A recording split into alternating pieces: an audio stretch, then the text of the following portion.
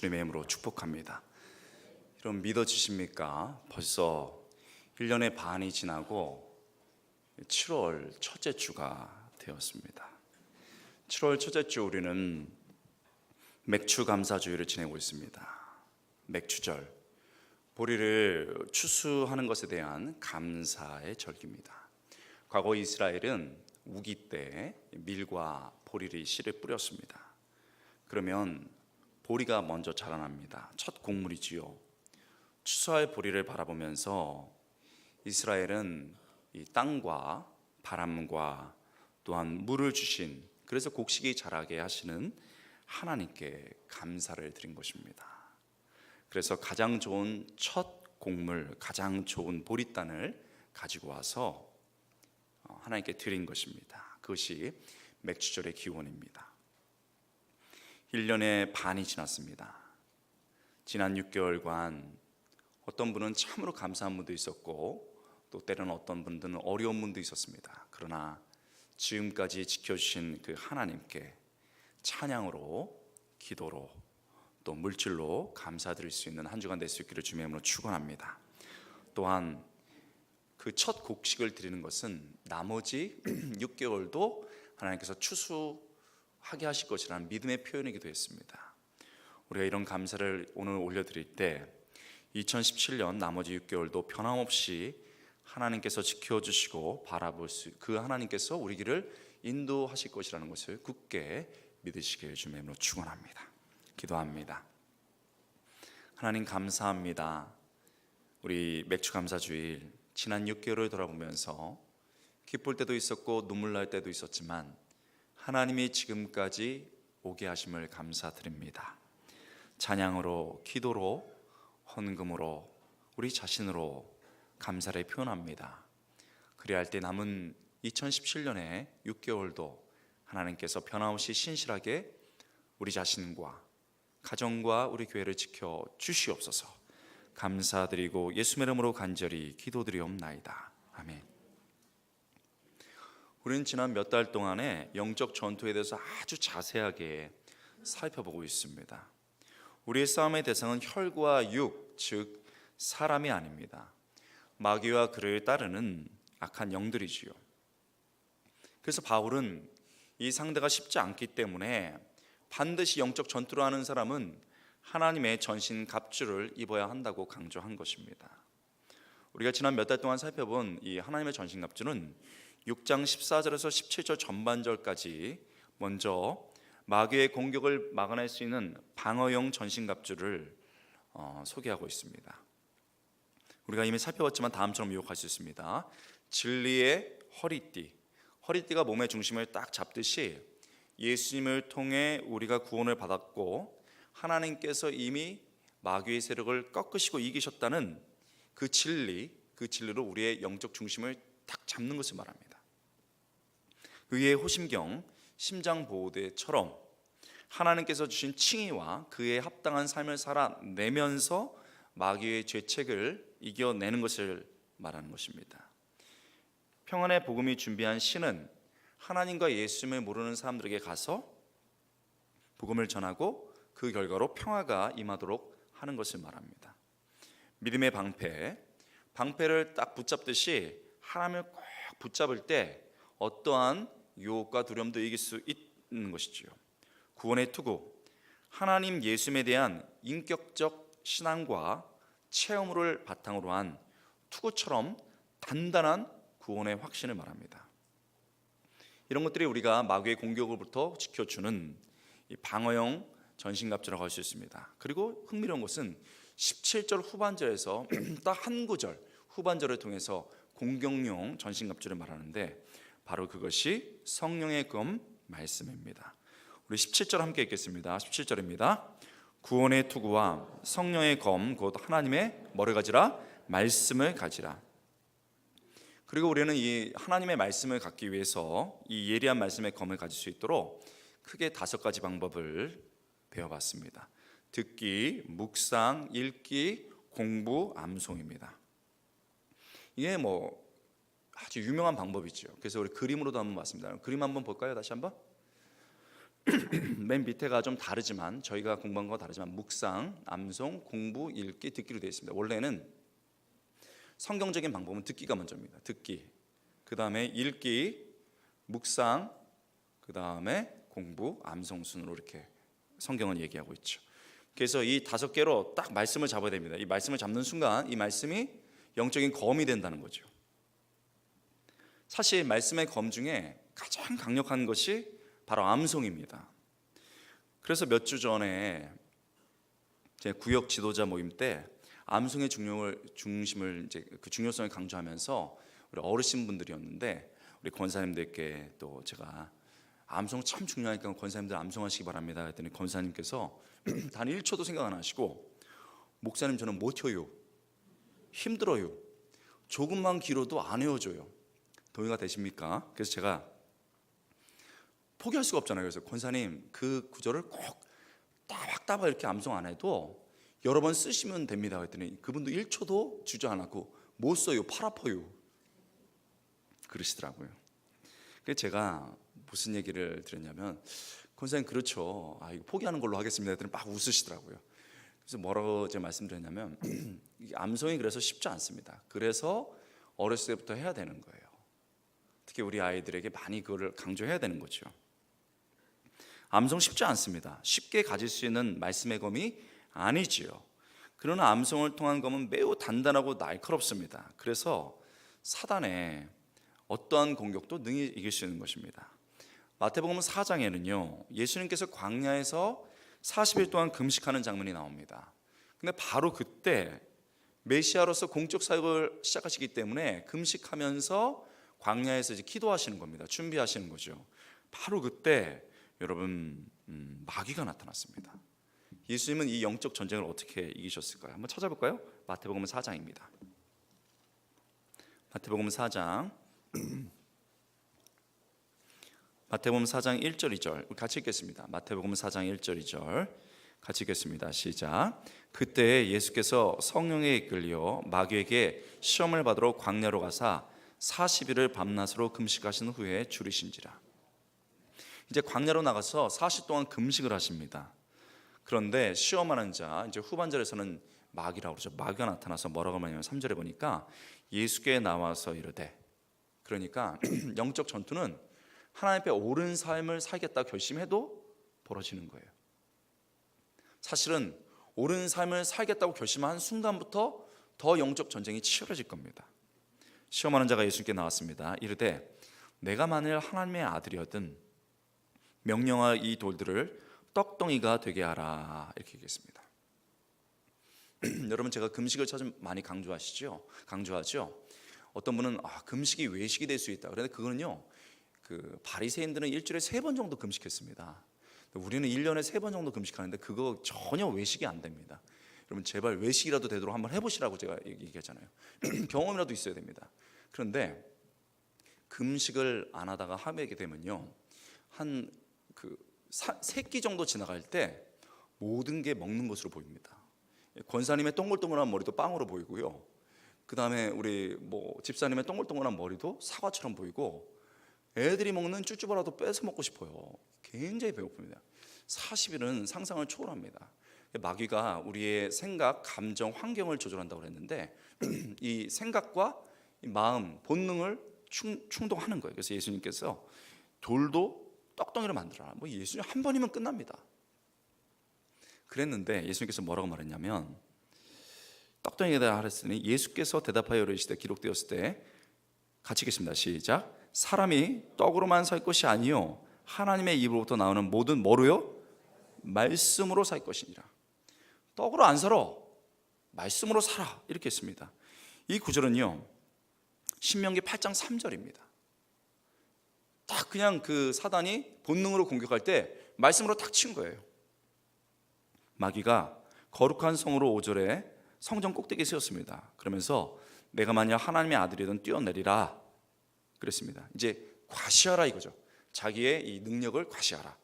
그랬더니 그러면서 성경을 살짝 비틉니다. 그가 너를 위하여 그의 사자들을 명하리니 그들이 손으로 너를 받들어 발이 돌에 부딪히지 않게 하리로다. 사단이 굉장히 교묘하게 시편을 이용해서 유혹한 겁니다. 그랬더니 예수님께서 딱 이르시되 또 기록되었을 때 같이 읽겠습니다.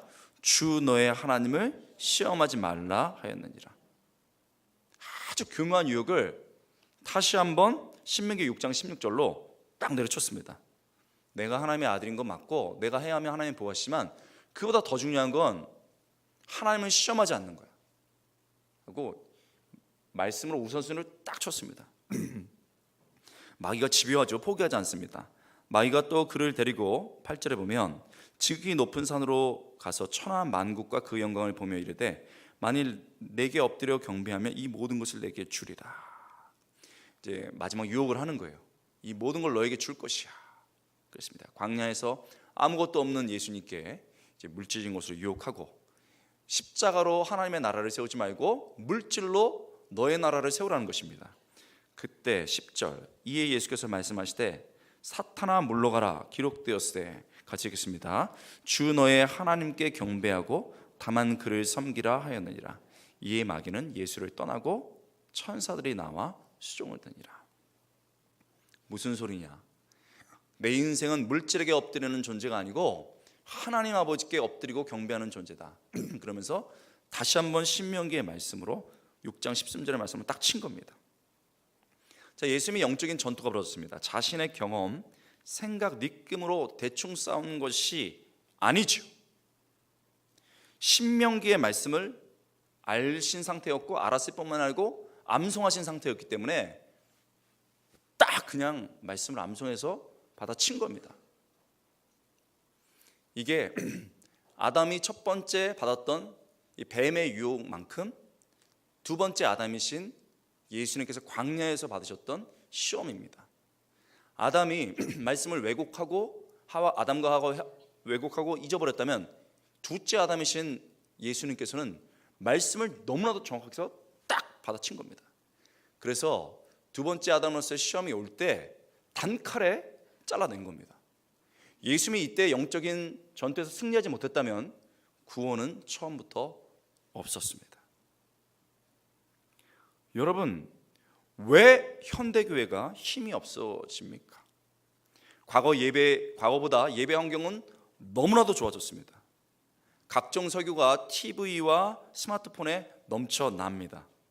그런데 왜 영적인 힘이 없습니까? 그 중요한 이유 중 하나가 점점 말씀을 암송하는 것이 없어지기 때문입니다. 암송을 통해서 내 영혼에 이걸 새겨야 되는데 별로 중요하지도 않은 세상의 것들이나 매체를 가지고 내 영혼에 새기는 거죠.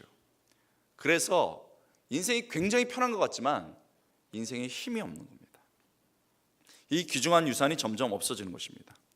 여러분, 과거 이제 우리 수련회 시작되는데 수련회에서 제일 힘든 게 뭡니까, 여러분? 모기, 화장실 뭐 그런 것도 있지만 저는 믿지 않는 상태에서 딱 갔는데 제일 어려운 게 밥을 그냥 안 주고 암송을 해야 된다는 거예요. 노 바이블 노 브레드 막 이래가면서 우리 배웠잖아요. 그래서 그것을 우리들끼리는 암송이라 안 하고 밥절이라고 그랬습니다.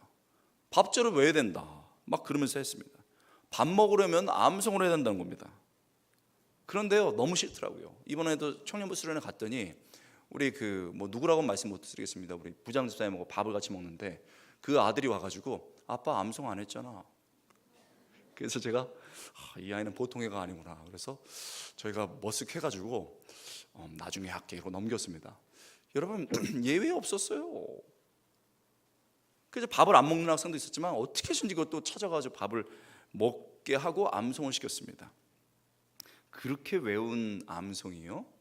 그렇게 싫었는데 가슴이 남은 거예요. 지난 과거의 주일학교를 보면요, 지금 없어진 그 프로그램이 있습니다. 그게 뭐냐면 암송대회입니다.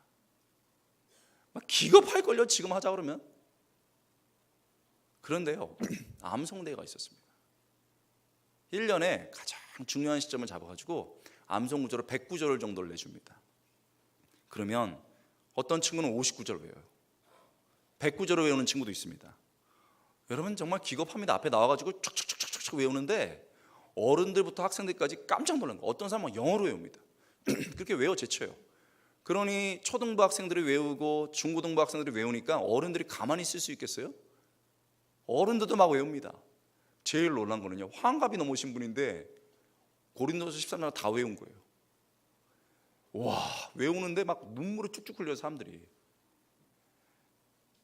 어떤 분은 로마서 7장 8장을 1년 내내 외우기 위해서 이 싱크대에다 붙여두고 그걸 외웁니다. 이렇게 암송한 것이 힘이 되는 거예요. 이번 제자반에서도 어렸을 때 비슷한 경험을 해가지고 암송을 통째로 한 장 외웠는데 자기 인생에서 어려울 때마다 그게 나온다는 거예요.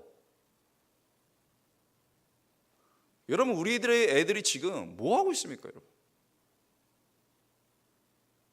여러분, 저희가 영어 이제 성경 암송 프로그램을 준비하기 위해서 우리 주일학교 재정을 확보하고 준비하고 있어요. 미국에서 그걸 알아보고 있는데 어와나라고 유명한 프로그램입니다. 고등부까지 적어도 300개를 영어 암송할 수 있도록 너무나도 재밌게 한 프로그램이에요. 이거를 한 번에 할 수 없어서 지금 로뎀 퀴즈를 중간에 넣고 그다음에 이걸 가고 있어요. 왜 그렇습니까? 우리가 지금 사투를 벌여야 되는 게 뭐예요? 애들에게 좋은 밥을 먹이고 뭐 좋은 환경 제시하는 거 중요합니다. 그러나 영적으로 굶어 죽어가고 있고 영적인 중심을 못 잡는데 애들에게 좋은 환경만 줘서 뭐 하겠냐고요. 어렸을 때부터 전사로 만들어야 되는 거예요. 그러니까 정말 우리가 꿈을 꿔야 되는 거예요. 이 아이들에게 중심을 잡는 아이들을 만들어 주겠다. 말씀을 암송하며 그렇게 말씀을 내면할 때 어떤 상황 가운데서 이길 수 있는 힘이 생깁니다. 영적 전사가 됩니다. 믿으면 아멘 합시다. 이게 우리 예수님께서 보여주셨던 모범이세요. 올해가 여러분 종교개혁 500주년 되는 해입니다. 너무 중요하죠. 우리 8월 달에 우리나라 석학 중에 한 분을 모셔가지고 우리가 그 특강을 들을 텐데 기대하셔도 좋습니다. 이 종교개혁 중심에 우리가 아는 것처럼 마틴 루터가 있습니다. 마틴 루터는요, 인생을 확 뒤집는 두 번의 하늘의 청청병력 같은 소리를 두 번 들었습니다. 첫 사건은 1505년 7월에 루터가 불과 21살 때 이 에르푸르트라는 학교의 대학생이었습니다. 부모님을 찾아뵙고서 학교로 이제 돌아가는 길이었어요. 그런데 갑자기 시커먼 그 폭풍이 몰아치기 시작합니다. 그러면서 자기 앞에서 그냥 바로 앞에서 짜자작 그냥 낙뢰가 떨어진 거예요. 여러분, 얼마나 무서운지 바닥에 막 이게 구렁이처럼 기잖아요. 이게 낙뢰가 떨어지면 그걸 보고서 땅바닥에 나뒹굴어져 버린 거예요. 놀래가지고. 그러면서 천주교 사람이었으니까 아버지 어머니가 믿고 있던 그 천주교에 마리아의 어머니라고 간주되는 성안나 성안나에게 부르짖었습니다. 성안나요, 살려주소서. 수도사가 되겠습니다. 이 엄청난 사건 앞에서 하나님, 내가 살고 죽는 거 하나님 손에 달렸는데 나 살려주시면은 내가 수도사가 되겠습니다. 그래가지고요, 이 21세에 천둥의 소리를 듣고서 거기서 기도하면서 자기 인생을 수도원에 넣어버린 거예요. 그렇게 자신의 몸을 하나님께 바쳤습니다. 그런데요, 당시 중세교회는 교인들을 딱 잡기 위해서 그 두려움을 심어줬습니다. 그때 벽화들이 굉장히 유명해요. 여러분, 주일날 안 나오면 마귀가 물고 갑니다. 막 이렇게 돼 있어요. 뭐 설교하다가 딴 데 보면은 마귀가 눈 콕 찔러 뿌린다, 막 이런 거 나와요. 보통 무서운 게 아닙니다. 말 안 들으면은 천국의 계단이 무너져가지고 지옥에 떨어져 버린다, 막 이렇게 만들어놨어요. 그래가지고 성도들이 꼼짝 못합니다. 막 여러분, 우리 교회가 규율이 세다가 처음 말하면 똑바로 앉아야 돼. 막 거기다가 라틴어로 막 하는데 무슨 말인지 몰랐는데 끝까지 들어야 됩니다. 그렇게 공포가 만연했던, 행동을 똑바로 해야 됐던 시대였어요. 그 가운데서 천둥치는 번개를 맞았으니 하나님이 진노하시는 하나님으로 느껴졌고, 하나님, 내가 살려주세요. 나 그러면 이제 들어가서 수도원에 들어가서 깨끗한 인간이 되겠습니다. 이러고서 헌신을 한 거예요. 그래서 루터가 굉장히 순수한 사람이었습니다. 그래서 날마다 죄에 대해서 고민하고 심판하시는 하나님 앞에 용서를 받기 위해서 애씁니다. 어렸을 때 죄까지 다 회개해요.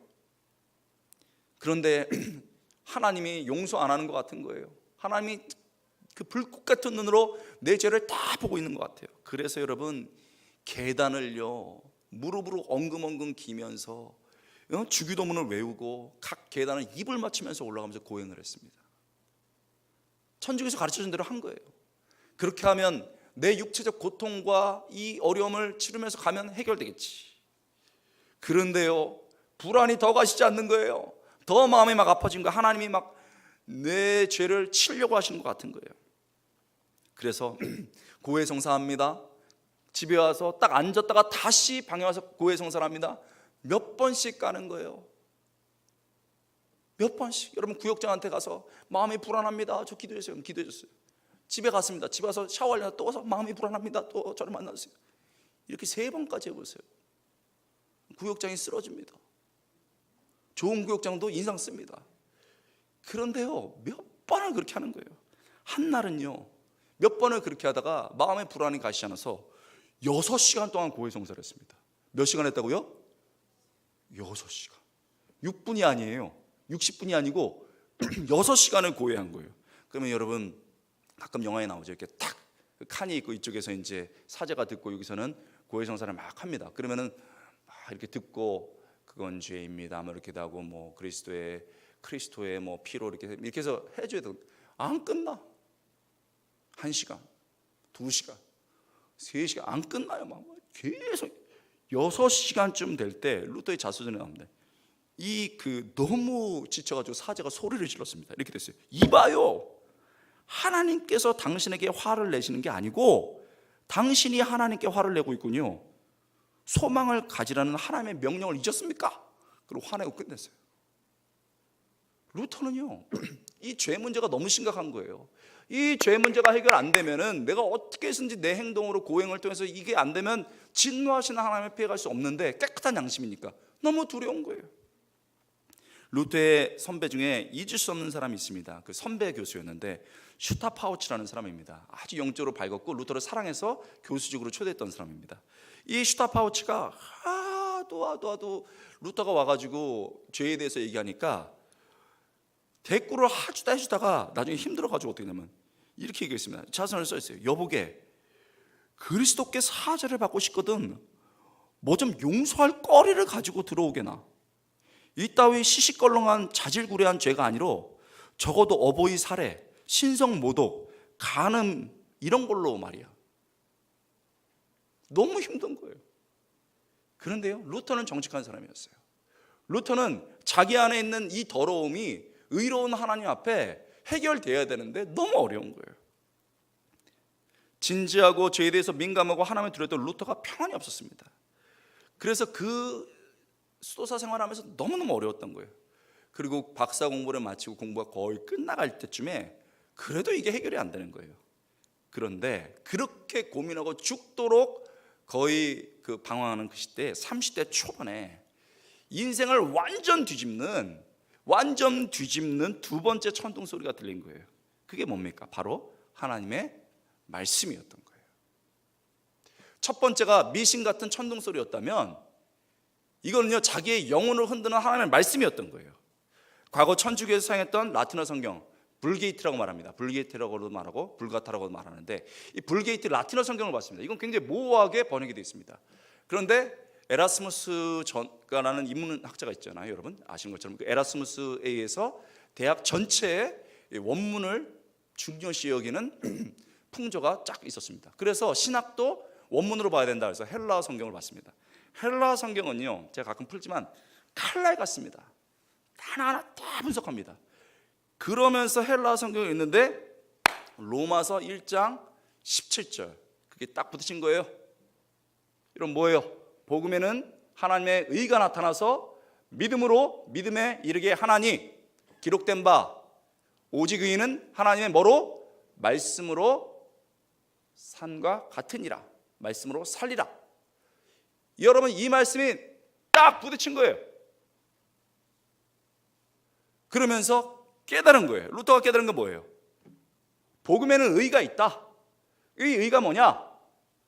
내가 하나님 앞에서 의로운 사람으로 죄 문제를 해결하는 게 아니고, 내가 의를 찾아가는 게 아니고 하나님께서 의를 주신다. 할렐루야.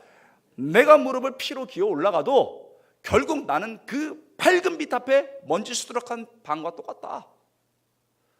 진짜 의인은 하나님이 주시는 것이다. 그때 우리의 역할은 뭐냐? 나는 죄인이고 그 죄에 있는 자신을 의인으로 칭해 주시는 그 하나님의 의를 받는 것, 그것이 복음이다. 그리고 그것에 이르는 것은 믿음이다. 그래서 믿음으로 믿음에 이르게 하는 거예요. 그러면서 깨달은 거예요. 그렇기 때문에 의인은 오직 믿음으로 사는 것입니다. 믿음을 가질 때 뒤집어 말하면 의인이 될 수 있는 거예요. 내가 추구하는 의가 아니고 하나님께서 주시는 의다. 그래서 종교생활에서 벗어난 겁니다. 내가 죄인임을 인정하고 하나님께서 주시는 의를 받아들이고 이 하나님께서 주시는 의를 받아들이는 그런 것을 믿고 나가는 것. 그래서 복음에는 하나님의 놀라운 역사가 있다. 이거를 깨달은 겁니다. 그러면서 인생이 뒤집혔습니다. 내가 비록 죄인이고 하나님은 감당할 수 없는 의인이지만 그분이 의를 주시고 나는 믿음으로 그것을 받는다. 그것이 복음이다라는 것을 확신하면서 당시에 무서웠던 하나님, 모든 것을 심판하시는 하나님이 아니고 의를 베풀어 주시는 하나님 앞에 그 의 앞에 믿음으로 나간다라는 것을 한 거예요. 그게 바로 이신칭의 믿음으로 칭의, 의를 얻는다. Justification by faith, 믿음으로 justification, 의에 이른다는 것을 깨달게 된 거예요. 여러분, 이 완전한 뒤집힘이 있은 다음에 여러분 종교개혁이 일어난 겁니다. 그러면서 인간의 행동이나 인간의 의로 되지 않는다는 것을 반박문으로 붙이기 시작한 거예요. 여러분, 루터가 자기의 감정, 자기의 생각, 두려움, 체제에 대한, 사회에 대한 반기를 어떻게 들었습니까? 그건 내 생각, 내 의가 아니고 바로 하나님의 말씀, 이 말씀이 내 안에 들어왔을 때 그런 거예요. 루터처럼 우리도 말씀을 붙들 때 우리를 누르는 극심한 죄에 대한 유혹, 죄책감, 나를 짓누르는 상황에서 이길 수가 있는 겁니다. 시시한 영화, 시시한 잡담, 시시한 온갖 정보가 아니고 내 영혼을 변화시킬 수 있는 말씀이 내 안에 새겨져야 되는 거예요. 그래서 시편 기자는 주야로 말씀을 묵상한다고 그랬습니다. 읊조린다는 뜻입니다. 암송하는 거예요. 사단이 우리의 생각, 감정, 상황들을 통해서 공격할 때 암송된 말씀을 이렇게 예수님의 경우를 받고, 여러분 루터의 경우도 맞습니다. 단칼에 자르면서 그 모든 것들이 명확해지는 거예요. 이게 영적 전투에서 말씀이 하는 일입니다. 여러분, 특별히 내 생각과 감정이 많은 분들이 있습니다. 생각이 많아지면요 감정이 충만해집니다. 감정이 여러분 생각을 통해서 확대가 되면 그 감정은 반드시 두려움이 되게 됩니다. 생각 많은 분은요 반드시 두려움에 빠지게 됩니다. 생각 많은 거 좋은 거 아니에요. 생각을 끊어줘야 됩니다. 생각을 딱 잘라버려야 됩니다. 잘못된 생각이 잘못된 감정으로 이어지지 않도록 사단의 생각을 자꾸 흔듭니다. 흔들면서 많은 정보를 줬다가 불안을 넣어줍니다. 불안이 우리 마음으로 들어오는 거예요. 감정이 흔들립니다. 이 감정이 흔들리면 우리가 상황에 치게 되는 거예요. 이걸 모르세요, 여러분? 내가 생각하고 잡생각하고 별 생각 다 하고 이런 거는요 사단한테 지고 있는 거예요. 말씀으로 단칼에 끊어버려야 됩니다. 성경의 중요한 구절들을 암송해야 되겠죠. 여러분 딱 들어가서 내비게이터 59절, 109절 딱 치면 다 나옵니다. 그뿐만 아니고 내가 성경을 읽고 듣고 묵상하다가 좋은 구절이 됐다 그러면 그거는 영적으로 배고프다는 거예요. 그거를 먹어달라는 거예요. 아 좋다 하고 넘어가서 안 된다는 거예요. 그래서 여러분 성경에는 반드시 여러분이 은혜 받았던 구절이 체크가 돼 있어야 되고 그것을 여러 번 암송하면서 여러분이 내면화시켜야 되는 거예요. 그럴 때 어떤 적도 이길 수 있는 강력하고 날카로운 영적 검이 되는 겁니다. 여러분 지난주 수요일 토요일까지 청년부 우리 집회 가셨습니다. 우리 강현 목사님 얼굴이 시커매졌잖아요. 팬더처럼 이렇게 안경 쓴 데만 빼고 다 이렇게 검해졌어요. 갔더니요 청년들이 말씀을 듣고 막 가슴을 치면서 기도를 해요. 너무 기쁘더라고요. 저는요 여러분 봐도 그렇고 저는 사실은 청년들을 보면 지금 보기만 해도 사실은 눈물이 나고 너무 예쁘고 얘네들 보면 막 안타까운 마음 그러면서 눈물이 막 나요. 아직도. 왜 그렇습니까 여러분? 무한 가능성이 있지만 무한 좌절에 노출된 사람들이에요. 대학 오고 졸업하면서 대학 있을 때는 벌써 취업 준비해야 되고, 졸업하고 난 다음엔 취업 전쟁으로 들어갑니다. 취업했습니다. 현실의 무거운 굴레를 매게 돼 있어요. 닥쳐오는 현실과 사회 구조 속에서 자주 꺾이는 청년들을 보면, 대학과 졸업하고 직장에서 그 청년들을 보면 제가 마음이 너무 아픕니다. 여러분, 대학 시절 한참 시험 공부하는데요, 기말고사 공부하는데 친구들이 다 공부를 합니다. 저는 어렵기 때문에 장학금을 받아야 돼요. 안 그러면 어머니가 학비를 못 대주기 때문에 해야 됩니다.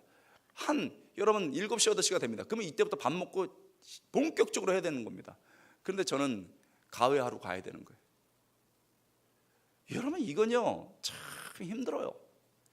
지금 이렇게 책을 싸뒀다가 책을 덮고서 도서실에서 일어나서 가회하러 2-3시간을 갔다 와야 되는데, 딱 일어서면은 다 그런 건 아니지만 신학생들이 그때 가난했지만 몇 명 아버지, 우리도 진골, 성골 뭐 이런 게 있었어요. 진골, 성골은 목사님 자녀들, 그냥 목사님 자녀들이 아니고 부자 목사님 자녀들. 가난한 목사님 자녀는 안 돼. 여러분, 부자 목사님 자녀들은요 유학을 해도 그렇고 뭐 엄청 그냥 뭐 편안해요. 근데 보살 아들인 저는 일어서야 되는 거예요. 가서 학비벌로 가야 되는 거예요. 12시에 도서실이 문을 닫습니다. 11시에 왔어요. 그러면 이걸 다시 펴면요, 하나님 이거 뭐예요? 그리고 부모님 철이 없어 그런지 몰라죠. 우리 아버지 어머니 좀 부도 안 나셨으면 얼마나 좋았을까. 돈이 좀 많아가지고 이때라도 돈을 대줬으면 어땠을까 하는 생각이 들어요. 다 커서도 늙은 부모님 모시고 월세를 전전하면서 몇 번씩 짐을 싸고, 뭐 몇 개월에 한 번, 몇 년에 한 번씩 짐을 싸가지고 조그만 트럭에 싣고 갈 때는요 가슴이 찢어집니다. 청년 때 우리 당시 담당 교육자님께서 저를 가지고, 제가 자주 말하잖아요, 불암산 산기도에 데리고 갑니다. 불암산에 한참 올라가가지고 그 위에 가면 이쪽 쫙 앞에는 상계 노원, 그다음에 그 한강 다리까지 보입니다. 수만 개의 불빛이 11시, 12시, 새벽 2시 되면 막 반짝반짝합니다. 10시, 11시 되면 막 절정이에요. 막 불이 쫙 켜져 있습니다. 금요일 저녁에. 너무 아름다울 것 같잖아요. 아니요, 너무 눈물이 나요. 하나님, 이렇게 집이 많은데 우리 집은 방 한 칸도 없냐고.